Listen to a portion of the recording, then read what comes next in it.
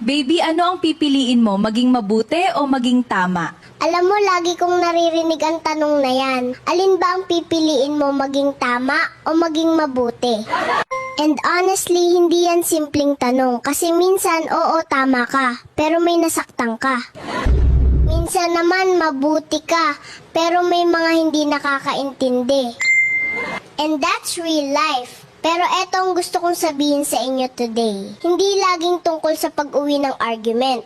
Hindi laging tungkol sa ako ang tama. Kasi minsan mas mahalaga yung peace kaysa pride. Mas mahalaga yung connection kaysa pagiging correct. At minsan mas mahalaga ang katahimikan ng puso mo kaysa satisfaction na nalo ka. Kaya kung may kaaway ka ngayon, may tampuhan, pause ka muna.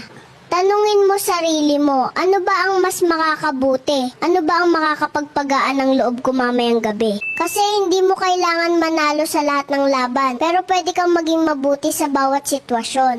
Minsan, the strongest person in the room is the one who chooses kindness kahit kaya niyang maging tama.